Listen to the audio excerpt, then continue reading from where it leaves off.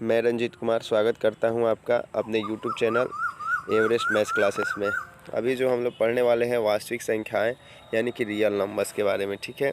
तो इसमें हम जो है इसका जो भी इम्पोर्टेंट नोट्स हैं जिसको कि आपको पढ़ना है रियल नंबर्स में, उस सब चीज़ों को मैं टॉपिक वाइज एक एक करके सारी चीज़ों को मैं बताऊँगा। तो चलिए शुरू करते हैं।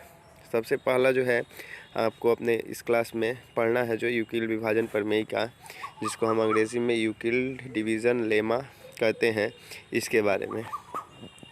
ये दो धनात्मक पूर्णांक के लिए जो होता है निकाला जाता है और वो एक भाग की प्रमेय का है।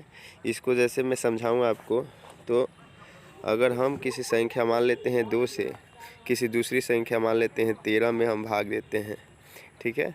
तो जब हम भाग करते हैं तो हम 2 छक्का 12 ऐसे ले जाते हैं, 2 छक्का 12, और इसमें जो है यहाँ घटा लेते हैं, यहाँ एक शेष बच जाता है, ठीक है। ये जो होता है हमारा शेषफल होता है, जिसको रिमाइंडर बोलते हैं, आर से सूचित करते हैं। ये हमारा भागफल होता है, जिसको हम अंग्रेज़ी में क्वोशेंट बोलते हैं, क्यू से सूचित करते हैं। और ये जो होता है हमें भाग देने वाली संख्या है जो है 2 और 13। तो जिस संख्या से हम भाग देते हैं उसको बी लेते हैं और जिसमें भाग देते हैं वो ए होता है, या इसको हम लिखते हैं A is greater than B, ठीक है। इतना तो आप समझ गए। अब जो होता क्या है यहाँ पे कि इसके लिए हम जो है प्रमेयिका कैसे कहते हैं कि यहाँ देखेंगे कर रहा है दो धनात्मक पूर्णांक ए और बी दिए गए हों, जैसे कि ए और बी, यानी यहाँ हमने ए का मान जो लिया 13 लिया और बी का मान जो लिया वो 2 लिया, ठीक है। यानी ये दो धनात्मक पूर्णांक ए और बी दिए गए हों तो ऐसी अद्वितीय पूर्ण संख्याएं Q और R प्राप्त होते हैं कि, तो हमें दो संख्याएं जैसे भाग देने पर जो है Q और R हमें निकला है, ये जो भागफल और शेषफल निकला है, प्राप्त होते हैं कि A is equal to B Q plus R. इसको समझेंगे A is equal to B Q plus R क्या है। जैसे हम छोटे क्लासों में पढ़ते हैं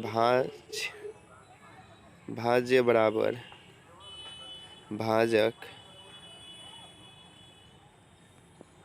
गुणे भागफल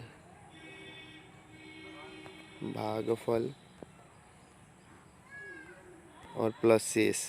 ये हम छोटे क्लास में ऐसे पढ़ते आते हैं, शेषफल, ठीक है।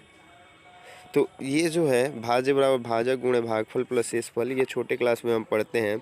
जैसे यहाँ पे भाज्य जो है हमारा 13 है, तो अगर हम यहाँ जांच करें तो 13 इज इक्वल टू क्या होगा, यानी 13 जो वैल्यू आया है, यानी भाज्य जो है वो भाजक 2 और गुणे भागफल जो है हमारा 6 और प्लस शेष के बराबर होगा। यानी इसको अगर हम सॉल्व करें तो ये कितना हो जाएगा, 2 छक्का 12 और प्लस 1 यानी 13 हो जाएगा, और ये 13 आ जाएगा भाज्य का मान। तो यही जो प्रमेयिका है, इसी को जो है यूक्लिड विभाजन प्रमेयिका कहते हैं। थोड़ा सा ये स्टैंडर्ड फॉर्म है।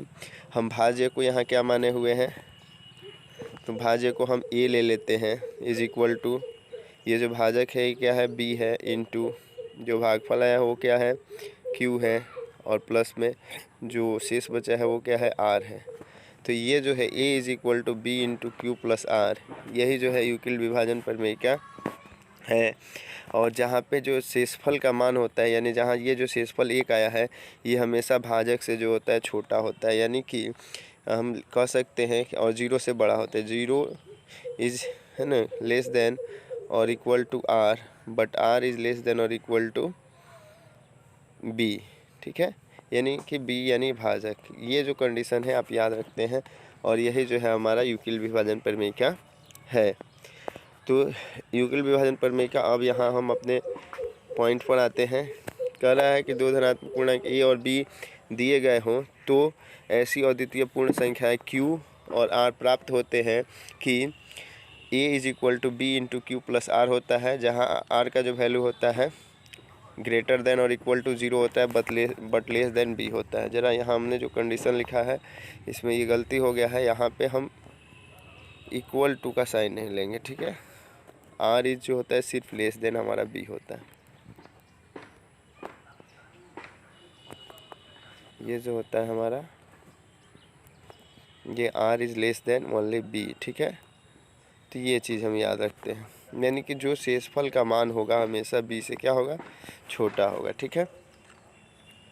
तो ये चीज़ जो है यूक्लिड विभाजन प्रमेयिका कहलाती है, और ये जो है आपको एग्जाम में बहुत बार पूछा भी जाता है।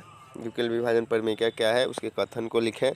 तो हमने कथन आपको बता ही दिया कि यदि दो धनात्मक पूर्णांक ए और बी दिए गए हों तो ऐसी अद्वितीय पूर्ण संख्याएं क्यू और आर प्राप्त होते हैं कि ए बराबर होता है B into Q plus are. यही कथन है हमारा, ठीक है। इस कथन को लिख देंगे और अगर कथन के उदाहरण द्वारा समझाना होगा तो आप ऐसे ये उदाहरण दे करके आप समझा सकते हैं, ठीक है। चलिए अगला आगे देखते हैं। तो हमें क्या पढ़ना है इसमें, अंकगणित के आधारभूत प्रमेय, फंडामेंटल थ्योरम ऑफ अर्थमेटिक, ठीक है। इसको अंग्रेजी में हम फंडामेंटल थ्योरम ऑफ अर्थमेटिक कहते हैं।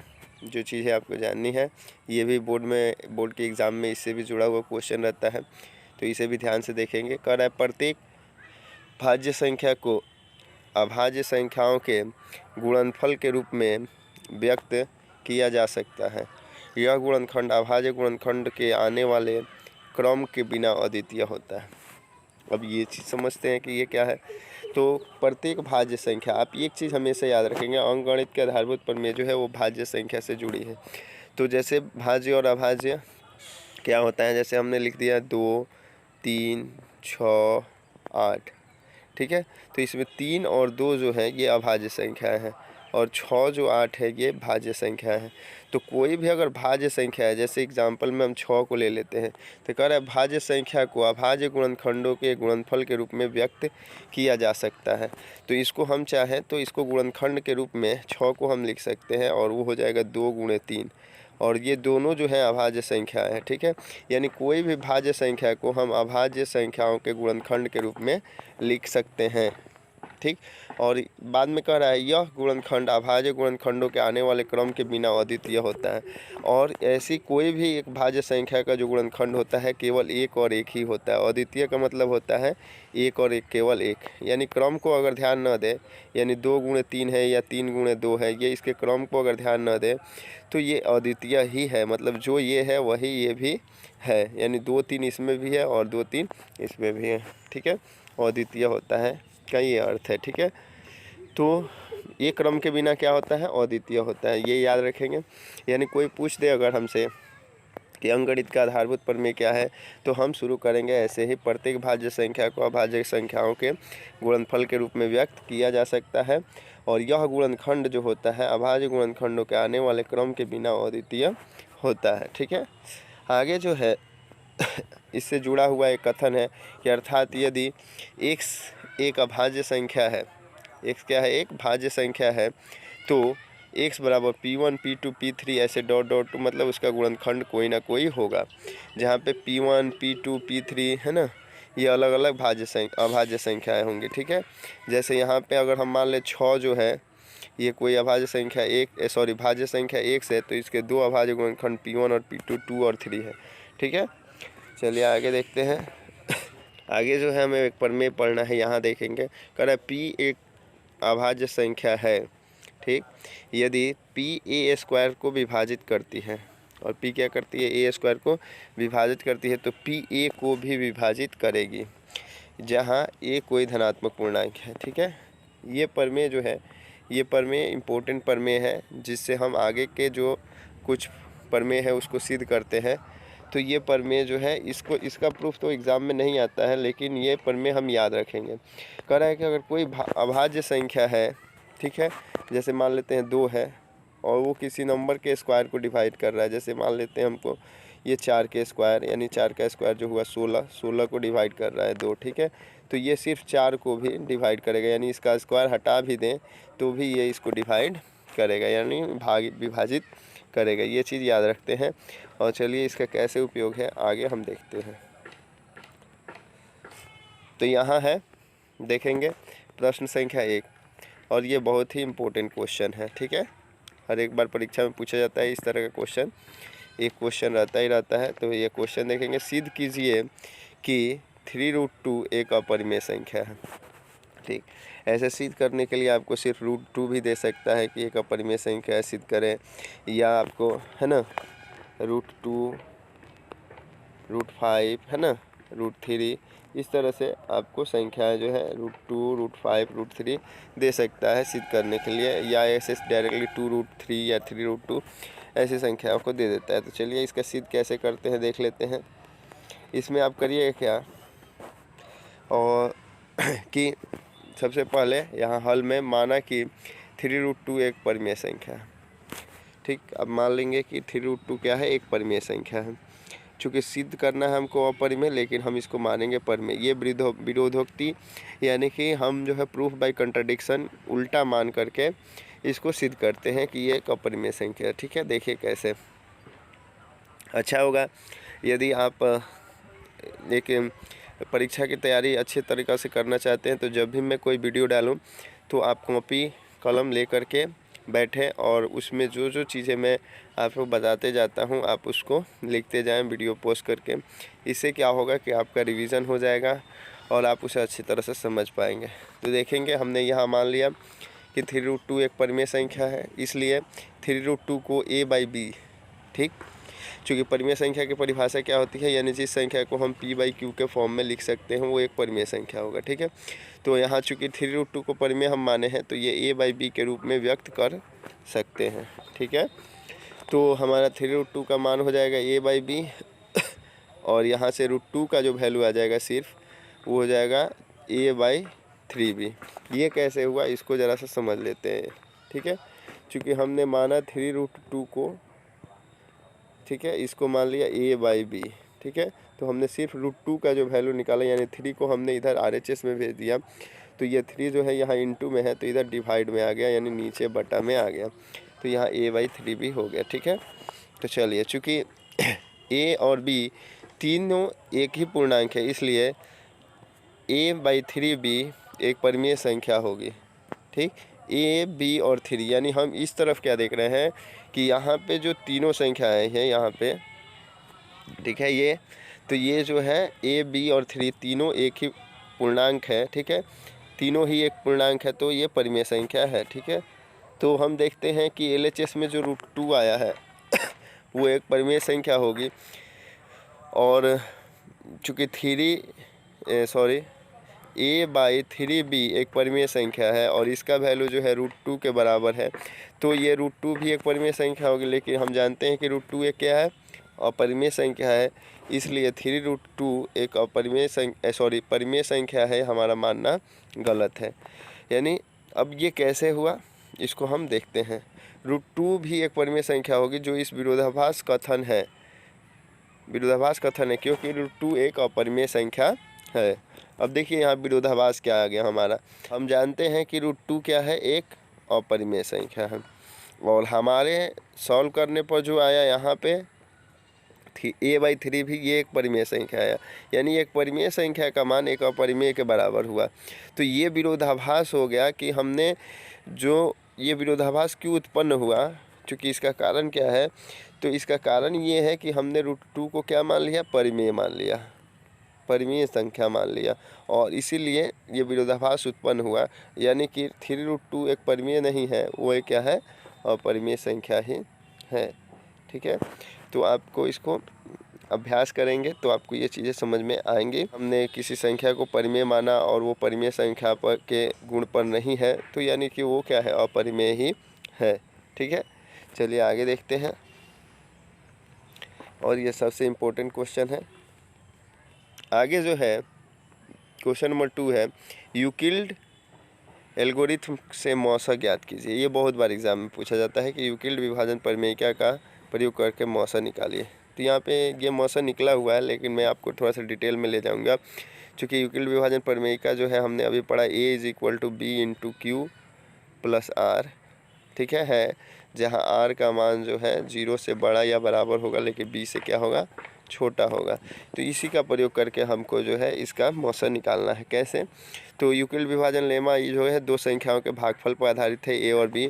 तो हम क्या करते हैं कि इसमें से जो बड़ी संख्या है उसको a मान लेते हैं। a मान लिया 867 को, और फिर जो है 255 है जिसको हमने b मान लिया, और ये जो भाग देने पर 255 से 867 को हमारा भागफल 3 आएगा तो उसको हमने q ले लिया, और शेष 102 बचेगा, इसको हमने r ले लिया। तो a = bq + r पर हमने यहाँ पे पुट किया है, तो जो भाजक आया वो हमारा 255 और शेष जो है 102 लेने पर अब जो है क्या करते हैं, यहाँ पे थोड़ा सा आप ध्यान देंगे, कि जो हम भाग देते हैं, जैसे कि हमने यहाँ अगर 255 से भाग दिया, ठीक है, तो कितना को भाग दिया, 867 को, ठीक। तो भागफल 3 और शेष हमारा 102 बचा नीचे, ठीक है। अब क्या करते हैं, जब शेष 0 नहीं आया तो फिर हम 102 से अब भाग देते हैं 255 को, ठीक है। ज़रा सा समझेंगे। अब 102 से हम 255 को भाग देते हैं, यानी शेषफल से हम फिर जो है भाजक को भाग देते हैं। तो यहाँ पे अब फिर जो है हमारा भागफल 2 और शेषफल 51 आया, यानी शेष यहाँ भी 0 नहीं है। तो फिर हम अब क्या करते हैं, फिर यानी भाजक जो है 102 से, ठीक है, 255 को भाग देते हैं। तो यहाँ पे जैसे हमने 102 को भाग दिया, ठीक है, तो यहाँ पे हमारा जो है 51 × 2 + 0 आ गया। तो अब यहाँ पे शेषफल 0 हो गया। तो ये जो 51 है हमारा, यानी जहाँ पे जाके शेषफल 0 आया वहाँ का भाजक जो होगा वो दोनों संख्याओं का HCF होगा, ठीक है। इसको देखेंगे ज़रा, यहाँ पे हम जो है, तो जो हमने इन दोनों संख्याओं का जो HCF हुआ, यूक्लिड एल्गोरिथम के अनुसार शेषफल 0 आ जाने पर मौसा प्राप्त हो जाता है, ठीक है। चूँकि अंतिम अशून्य शेष 51 है, यानी 51 के बाद अब ये आगे नहीं बढ़ा है, अतः अभीष्ट मौसा 51 होगा, ठीक है। तो इस तरह से हम मौसा जो है निकालते हैं। एक चीज़ आप करेंगे, मैं आपको बता दूं, आप क्या करेंगे, जब भी आप इस तरह के क्वेश्चन को करेंगे तो आप ये जो भाग की प्रक्रिया को यहाँ नहीं दिखाया गया है, लेकिन आप जो है सभी भाग की प्रक्रिया को यहाँ पे, जैसे पहला जो भाग हमने दिया 255 से दिया, ठीक है, 867 में दिया है ना, इसको साइड में आप यहाँ पे भाग की प्रक्रिया को कर देंगे, ठीक है। जैसे 3 मर्त में हमारा जो भी यहाँ आएगा लिख के इसको घटा देंगे 102 से, ऐसे मतलब कर देंगे। फिर 102 से हमने भाग दिया 255 को, ठीक है, उसको आप साइड में कर लेंगे। यहाँ पे हमारा जो है भागफल 2 आया और शेष 51 हुआ, ठीक है। फिर हमने यहाँ 51 आया शेष, फिर 51 से भाग दिया है ना 102 को, और यहाँ पे 2 मर्त में ये पूरा कट गया, तो यहाँ शेष 0 आया। इसको आप दिखा देंगे। इससे क्या होगा कि परीक्षा में जब आप इस तरह से दिखा करके बनाएंगे तो ये एक जो होगा स्पष्ट तरीका होगा, जिससे कि आपको अच्छे मार्क्स मिलेंगे, ठीक है। तो ये काम आप करेंगे। चलिए अगला क्वेश्चन जो है देखते हैं। अगला क्वेश्चन जो है 3 नंबर क्वेश्चन है, अंकगणित के मूलभूत प्रमेय का प्रयोग करके 392 और 3216 का मौसा ज्ञात कीजिए, ठीक है। या डायरेक्ट कहेगा कि गुणनखंड, अभाज्य गुणनखंड द्वारा 392 और 392 और 3216 का मौसा ज्ञात करिए, ठीक है। तो इसको आप कैसे करेंगे, तो आपको करना क्या है, यहाँ उत्तर है, मूलभूत प्रमेय के प्रयोग द्वारा मौसा निकालने के लिए सर्वप्रथम दिए गए संख्या का अभाज्य गुणनखंड के रूप में लिख लीजिएगा, ठीक है। तो यहाँ पे आप इसको दोनों को अभाज्य गुणनखंड के रूप में लिख लेते हैं। 392 का यहाँ अभाज्य गुणनखंड आया और फिर 3216 का यहाँ पे लिख लिया। अब इसको घात के रूप में हम व्यक्त कर लेते हैं, जैसे कि यहाँ पे हो गया ये 2 2 2 3 ठो 2 है तो 2 का पावर 3 हो गया, फिर 7 7 है तो इसको भी हमने घात के रूप में 7 का पावर 2 ले लिया, ठीक है। उसी तरह से जो है 3216 का है, तो 3216 का है तो 2 2 2 4 बार आया है तो 2 का पावर 4 3 और 167 हो गया, ठीक है। जब अभाज्य गुणनखंड कर लेते हैं, अब मौसा जो होता है कैसे होता है, तो जो सर्वाधिक उभयनिष्ठ घात होता है वही जो होता है इसका मौसा हो जाता है, महत्तम समापवर्तक। तो यहाँ पे जो है जैसे कि 2 का पावर 3 इसमें देख रहे हैं, 2 का पावर 3 इसमें भी है, मतलब 4 पावर है तो एक अधिक है ये, तो 2 का पावर 3 जो है अधिकतम घात जो है उभयनिष्ठ है, गुणनखंड का सबसे छोटा घात है। तो इसको हम क्या कर लेते हैं, ये आपका मौसा हो जाता है, ठीक है। अब जो है लौसा निकालने के लिए अब हम इसको दूसरी विधि से भी निकाल सकते हैं, और ये क्वेश्चन भी पूछता है। यहाँ पे एक जो है शॉर्ट में मैंने यहाँ पे बता दिया है कि लौसा निकालने के लिए अगर दो संख्याओं का मौसा दिया हो, जैसे कि हमारा यहाँ मौसा 2 का पावर 3 यानी कि 8 आ जाएगा, ठीक है। तो अगर 8 दिया हो मौसा और दो संख्याएं जैसे 392 और 3216 दी गई हों और पूछे कि लौसा बताइए, तो आप इस तरह से लौसा निकालेंगे, ठीक है। कैसे, तो लौसा निकालने का जो फॉर्मूला है, दो संख्याओं का गुणनफल इन बटा में मौसा, ठीक है, उन दोनों का मौसा, जैसे 392 और 3216 है इनका गुणनफल, और बटा में जो हमारा मौसा है 8, इस तरह से हम लौसा निकाल लेंगे। तो दोनों का गुणनफल यहाँ आ गया और 8 से जब भाग दिए तो ये हमारा जो हो गया लौसा हो गया। और ये जो है यहाँ पे एक जो शॉर्ट टर्म में यहाँ पे समझाया गया है कि दो संख्याओं का लॉसा गुणे मौसा इज इक्वल टू क्या होता है, संख्याओं का गुणनफल। इसको हम ऐसे समझ सकते हैं कि अगर ए और बी दो संख्याएं हैं तो a into b is equal to होता है HCF ऑफ ए बी और into LCM of A b. ठीक है, ये याद रखेंगे। दोनों का ये HCF और LCM का गुणनफल जो होता है ये गुणे बी के बराबर होता है। इसको और डिटेल में लिखा जाता है इस तरह से, HCF ऑफ ए बी यानी ए और बी दो संख्या हैं जिनका HCF और into LCM of A B is equal to A into B. ठीक है, इसको आपको डिटेल में बताने का मेरा मुख्य उद्देश्य ये है कि ये जो है ऑब्जेक्टिव क्वेश्चन में बहुत बार पूछा जाता है, तो आप इसको देख लेंगे। ठीक है कि दो संख्याओं का गुणनफल जो होता है वो उसके मौसा और लौसा के गुणनफल के बराबर होता है। ठीक है, और इसका प्रयोग करके हम इस तरह से क्वेश्चन भी बनाते हैं, जैसे कि मैंने अभी यहाँ पे आपको बताया कि जैसे लौसा मौसा दिया था तो हमने लौसा कैसे दोनों के गुणनफल करके भाग दे के निकाला। ठीक है, चलिए आगे देखते हैं। आगे जो है वास्तविक संख्याएं। अब जो है वास्तविक संख्याएं यहाँ पे रियल नंबर्स होगा, दो टर्म में हो गया। पहला हुआ कि हमने वास्तविक संख्या पढ़ा, उसमें यूक्लिड विभाजन प्रमेय को पढ़ा, अंकगणित के आधारभूत प्रमेय को पढ़ा, कुछ प्रश्नों को हमने हल कर लिया। ठीक है, ये तो एक पार्ट इसका हो गया जो कि एग्ज़ाम में है। और सिलेबस में हमें क्या पढ़ना है कि परिमेय संख्याओं का दशमलव प्रसार। जो परिमेय संख्याएं हैं जैसे कि P/Q के रूप में लिखी जाने वाली जितनी भी संख्याएं हैं उसका दशमलव प्रसार जो होता है, यानी जब हम उसे दशमलव में बदलते हैं तो वो कैसे होता है। ठीक है, तो चलिए देखते हैं। तो सबसे पहले जो है यहाँ दशमलव प्रसार में शांत दशमलव प्रसार और आवर्ती अशांत दशमलव प्रकार, दो प्रकार के दशमलव होते हैं, याद रखेंगे। तो शांत दशमलव प्रकार में जो होता है, अगर परिमेय संख्या कोई P/Q है तो P और Q सहभाज्य संख्या है, तो Q का अभाज्य गुणनखंड जो होता है 2 का पावर n इंटू 5 का पावर m होता है। ठीक है, इसको मैं समझा दूँ आपको। तो आप ऐसे समझ लें कि अगर कोई परिमेय संख्या जैसे हमने लिख लिया 2/20, ठीक है, और इसको तो यहाँ पे जैसे 2/20 हो गया, तो अब कह रहा है P और Q सहभाज्य है, यानी कि ये 2 से और 20 जो है सहभाज्य नहीं है, चूँकि इसका HCF जो है 1 नहीं है। अगर दोनों का HCF 1 नहीं है तो ये सहभाज्य नहीं है, यहाँ HCF 2 है, तो इसको पहले हम कैंसिल कर लेते हैं, तो ये हो जाता है 1/10। ठीक है, तो ये जो 1/10 हो गया, अब जो है 1 और 10 में कोई भी सार्वगुणनखंड नहीं है, यानी 1 के बजाय, तो ये दोनों सहभाज्य है। तो जब सहभाज्य है और Q का अभाज्य गुणनखंड 2 into m plus 5 into m के पावर का होता है, के रूप का होता है, तो आप यहाँ देख लेंगे कि 10 का अगर हम गुणनखंड करेंगे तो ये आएगा 2 इंटू 5। ठीक है, तो अगर गुणनखंड में 2 का पावर कुछ और 5 का पावर कुछ आए, मतलब 2 और 5 है या केवल 2 या 5 हो, तो हम ये समझ लेते हैं कि वो जो है संख्या उसका दशमलव प्रसार जो होगा परिमेय संख्या का शांत होगा। ठीक है, और अगर अशांत पहचानना हो तो परिमेय संख्या अशांत में जो होता है इसका आवर्ती अशांत दशमलव प्रसार होता है।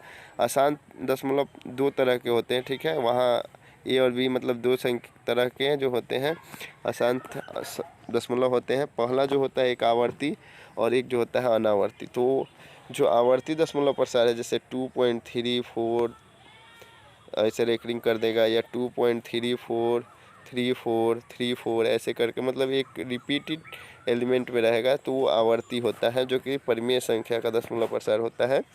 और एक अनावर्ती होता है जिसमें कि क्या होता है कि 2.34 दे दिया, उसके बाद बदल देगा, ये 344 कर देगा, 5 या 3447 ऐसे करके रहेगा, तो वो जो होता है अपरिमेय संख्या का दशमलव प्रसार होता है। ठीक है, तो चलिए देखते हैं ये कैसे है।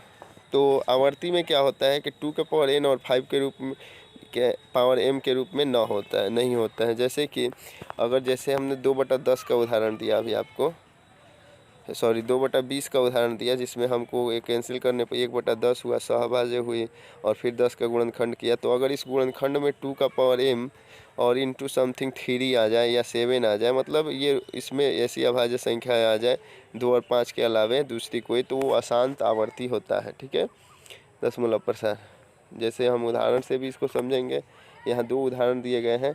तो यहाँ जो 0.375 है, इसको जब हमने फ्रैक्शन में बदला तो 3/2 आया, मतलब कि नीचे जो है 2 के पावर में सिर्फ 3 रहा, तो ये आसान दशमलव प्रसार है।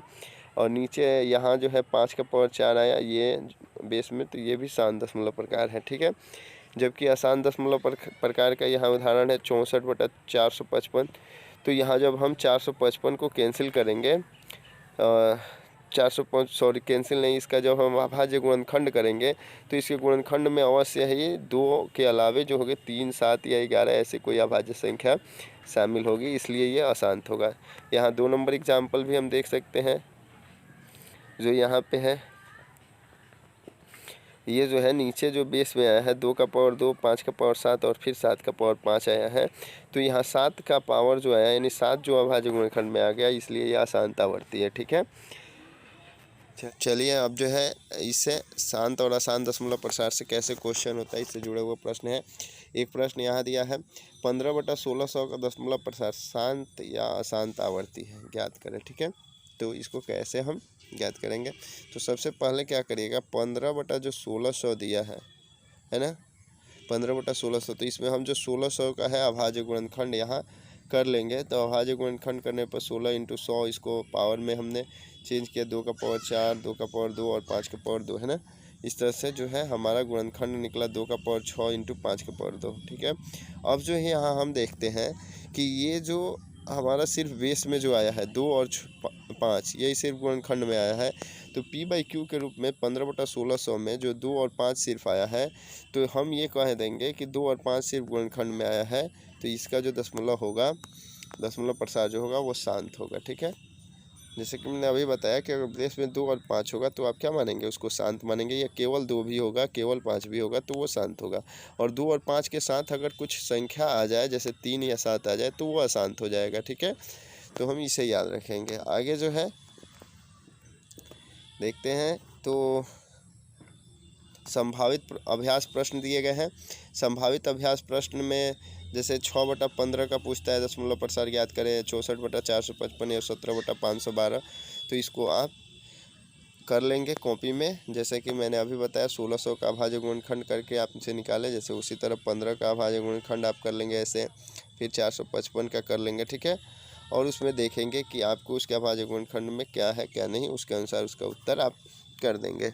और यहाँ जो है आपको अपरिमेय संख्या का ऋण और व्युत्क्रम अपरिमेय होता है। अपरिमेय संख्या अगर कोई है और इसका अगर हम ऋण कर दें, यानी -2/3 या 2/3 है और इसका ऋणात्मक -2/3 कर दें, तो वो अपरिमेय ही रहेगा, ठीक है। और परिमेय और अपरिमेय संख्याओं का योग और अंतर अपरिमेय होता है। ये जो चीज़ें जो 9th में थोड़ी सी चीज़ें हैं जिससे जुड़ा हुआ क्वेश्चन कभी कभी एग्जाम में पूछ देता है, इसलिए मैंने यहाँ पे आपको इसको डाल दिया है कि ये भी आप याद कर लेंगे कि 2 परिमेय संख्या या अपरिमेय संख्याओं का योग और अंतर अपरिमेय होता है, ठीक है। तो आशा करता हूँ कि आपको वास्तविक संख्या से जुड़े हुए जितने भी टॉपिक्स थे वो समझ में आए होंगे।